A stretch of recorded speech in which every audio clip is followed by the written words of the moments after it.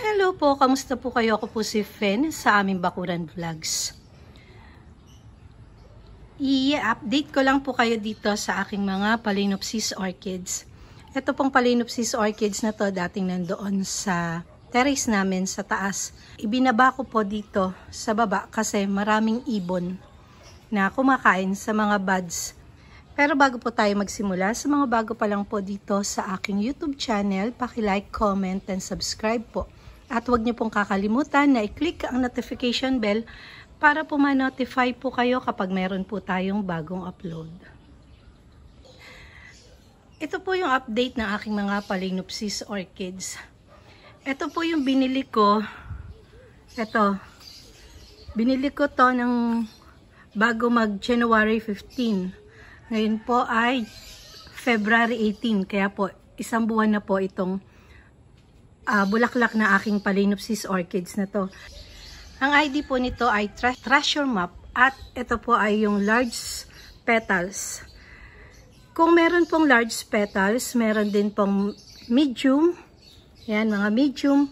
At meron din pong small. Yan po, small size na mga bulaklak ng mga Phalaenopsis orchids. Kung makikita nyo ito, yan, ito yung binili ko sa isang mall doon sa Alabang at saka ito. Meron tatlo yung binili ko na yon nung nagpunta kami doon. Ito yung isa. Yan, nairipat ko na kasi naninilaw at saka yung bulaklak niya at yung spike ay patuyo na kaya kinat ko na. Ito pong kulay yellow na to. Yan, mahaba po yung spike niya at large petals din po. Yung bulaklak nitong kulay yellow and red. Tapos ito, tinatanong ito ni Sis Rolly Seals na kung ano yung ID. Hindi ko talaga alam yung ID kasi nung binili ko yan dito, wala siyang ID. Hindi po katulad ng sa ibang mga binibilan na merong mga ID. Kamukha sa Golden Bloom, kapag bumili ka po, may ID po yun. Ito po ay, may ID. Hindi ko lang maaninaw. Ayun. Number lang yung pinaka-ID niya. Ito naman po yung binili namin doon sa Giginto, sa Tabang, nung Valentine's Day. Ito yung binili ng Sir Bernie. Ayan o. Tatlo yan. Ito yung napakaganda na bulaklak. Napakaliit lang niya, pero cute. Yan, tatlo po yan. At etong mga tatlo, 1, 2, 3. Ito po yung mga large petals. Pakikita ko sa inyo yung bulaklak nito. Etong isa na to. At tingnan nyo yung bulaklak nitong yellow Phalaenopsis orchids na to. Wala rin yung ID. Tiningnan ko na. Tingnan nyo, para pong bulaklak ng mga cactus na stinky. Kung mapapansin nyo yung mga stinky cactus, ito yung design ng mga bulaklak niya. Merong mga design sa mga petals na ganyan. Kaya para nga tong nung makita ko, ito agad yung nagustuhan ko. Ito yung mga bago na Phalaenopsis orchids. Ito yung pinakamatanda dito, isang buwan na po, na mahigit. Pero wala pang nalalagas na bulaklak. Yan. Kaya po gustong-gusto ko yung mga large petals ng Phalaenopsis orchids dahil po napakatagal ng tinatagal ng mga bulaklak nila. Ayan o, wala pa talaga yung nalalagas na bulaklak. Kaya kahit na medyo mahal yung presyo niya, sulit naman bago malanta. Kasi ito, sabi ko nga sa inyo, 850 doon sa Golden Bloom. Pero ito po, yan, dilaw at saka ito. Tapos yung isang violet. Nabili ko po yan ng 500 pesos pero yung asking price po nila ay 700 pesos. Sa Golden Bloom ko binili. Ito po kasi sa Thailand galing. Yung klima doon, hindi naman naglalayo yung klima natin sa Thailand at saka dito. Kaya hindi din naman nanibago yung bulaklak niya sa klima dito sa atin. Tapos ito, alam ko sa Thailand din to galing. Sabi nga nung binilan ko, ito daw ay Thailand, kaya mahal. Kaya tingnan nyo, ang gaganda ng bulaklak, talagang matitigas sila. Hindi kagaya nito, nung una kong binili, talaga ang lalambot ng mga bulaklak. Kahit naman ngayon, tingnan nyo, yung mga petals niya, mga nagyuko talaga. Hindi kagaya ng binibili natin sa mga orchids farm at saka doon sa mga garden shop. Ayan, ayan no, tingnan nyo, ang titigas ng mga dahon. Ito yung binili noong February 14. At ito po, yung mga Phalaenopsis orchids na nasa taas. Doon sa itaas namin, sa terrace. Yan, kung makikita nyo, ito. Ito yung nandun na binaba ko. Pero bago ko pakita sa inyo yung napakalaking dahon na lagi kong pinakikita sa inyo noon, dito muna tayo. Ito po yung mga medium size ng petals ng mga Phalaenopsis orchids. Ayan, ito, merong nagbulaklak dyan. Kaya lang, iisa. Tingnan, dalawa yung spike niya na yan. Ang ID niyan ay Golden Armor.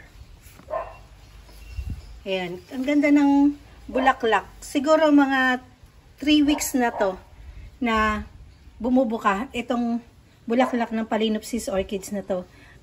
Medium size lang po ito ng mga bulaklak. At ito nga po yung kasabay ng binili ko sa isang mall sa Alabang. Ayan, may mga pasulpot na spike. Kaya lang ito, na-abort yung mga buds nito. Tapos ito, 3 yung spike. Ayan, 3. Tapos ito yung kulay yellow ko na nilaw, yung kasama nito na nilagay ko noon sa CR namin sa taas. Nakita ko nagkaroon ng black dito sa pinakailalim. Ayan, hindi pa nakaka-recover. Tingnan nyo, hindi pa nakaka-recover. May black pa rin doon. Tumataas hindi ko alam kung makaka-survive yung orchids na yan. Iyan yung may nagbigay sa akin na kulay yellow at may kulay red doon sa pinaka-lips niya o yung pinaka-gitna. Ito naman, binili ko to mga seedlings, medyo malalaki na. Ito, yung pinaka bigay lang to, freebies lang to ng seller. Ito naman kasama sa seedlings na binili ko. At ito yung mga seedlings dati, ang lalaki na, yung pinakikita ko sa inyo doon sa taas. Ang lalaki na nila, tingnan nyo. Hindi ko pa rin sila na-i-repot kasi napakamahal ng Hydroton. Hindi pa ako nakakabili talaga kasi itong mga ibang Phalaenopsis orchids na to ang na-i-repot ko. Hydroton at saka pine bark ang nabili ko dyan. Ito muna yung inuna ko. Total, ito naman, maganda naman ang kinalalagyan nila. Pwede na hindi muna i-repot. At ito yung maliliit na seedlings na binili ko noon sa Golden Bloom. Ayan, malalaki na. 3 yan Ito, 1, 2, 3. Yan. Tapos, ito, yung mga seedlings din noon na binili ko, malalaki na. Ayan. Tingnan nyo, lalaki na ng dahon. Pero hindi pa rin to namumulaklak. Kasi nga, mga seedlings lang yan nung binili ko. Ito po ay large petals. Ito, tsaka ito. Tsaka ito. Kung natatandaan nyo, yung lagi kong pinakikita sa inyo, yung malaking dahon. Yan ang haba ng dahon. Tapos, eto, kung natatandaan nyo, yung pinutol ko, yung pinakataas niya dahil nagkaroon ng itim o root rot doon sa pinakagitna. Ito yung pinutol ko na nilagyan ko ng kandila na kulay red. Ayan. Ayan pa yung kandila. Hindi pa rin nakaka-recover. Pero yung ibabaw po niya, eto siya namatay siya. Nag-ugat naman siya. Noon, diba, walang ugat. Yung pinakita ko sa inyo, nag-ugat naman siya. Eto. Kaya lang, tuluyan na rin na namatay. Ayan, nilagay ko dyan para maipakita ko sa inyo. At eto, yung update ng aking variegated. Tingnan nyo, ang ganda. Tuwan-tuwa dito si Sis Weng ng Weng BTE Halamanay dahil maganda raw yung pagkakatubo ng kanyang mga dahon. Ito yung large petals na to, inaantay ko sila na magbulaklak o mag-spike. At ito yung gusto kong isa pang ipakita sa inyo at i-update sa inyo. Ito nga po, di ba noon, nung nasa taas to ng aming terrace, may dalawang spike na lumabas. Yan, dalawang spike. Pero, kinain po to ng mga ibon. Nakita nyo naman, lahat kinain. Ayan. Pero, sa tagal na po nun, hindi ko na matandaan kung kailan pa yun, kung ilang buwan na yun nakakalipas. O bago mag-Christmas pa yata to, o November. Dahil isang taon siya nung November. Eto na po siya. Ayan o. Yung spike niya, hindi ko po pinutol, kagaya ng ginagawa ng iba, na kapag namulaklak na raw yung isang Phalaenopsis orchids at nawala na yung yung mga bulaklak nila, pwede nang putulin dito o dito. At sinabi nila doon sa mga napapanood ko na susulputan yan ng kikis. Ako po hindi ko pinutol, kung mapapansin nyo yan. Hindi talaga siya putol. Pero tingnan nyo, di ba nung pinakikita ko sa inyo itong isa na to na spike na tumubo doon sa isang spike, sa main spike niya, tinubuan na isa pang spike. Kagaya rin ito. Ito. Kaya lang, kinain po to ng ibon. Pati yung dulo, kaya hindi na humaba. Ngayon po ito talagang lagi kong binibisita kasi napakasobra daming ibon talaga dito. Sa ngayon po, tingnan nyo, ayan o, sinulputan ng panibago uli na spike. Itong nagmula din sa spike na spike. Ayan o. Spike yan. Ito. Tapos dito, yung mga parang nodes niya, yan, sinulputan na naman ng panibagong spike. Dalawa. Ayan o, kung mapapansin nyo, ito. Ito, tsaka ito. Ayan o. Kaya po kung hindi naman po naninilaw yung dulo nitong spike after ng bulaklak, huwag nyo munang ikakat. Kasi kung hindi spike, kikis yung lalabas po dyan. Tapos dito sa isang pang spike, ayan, napapansin ko dito sa parang nodes na yan, ayan o, nakikita nyo to, yan, may tumutubo uli na isang spike. Hindi natin alam kung spike nga o kikis.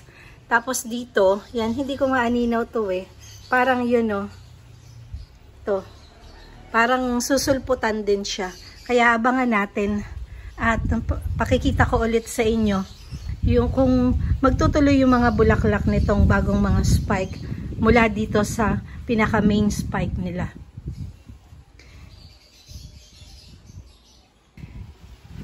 Ayan po, ito lang din po yung update ko sa inyo ngayon sa aking mga Phalaenopsis orchids. Ayan, kung makikita nyo, natungan ko ulit na isang paso kasi sumasayad na talaga yung dahon niya sa sobrang laki. Ayan o, diba, nilalagay ko yung kamay ko. Ayan o, lapad. Ganyan po kalalaki talaga yung mga dahon ng mga Phalaenopsis orchids.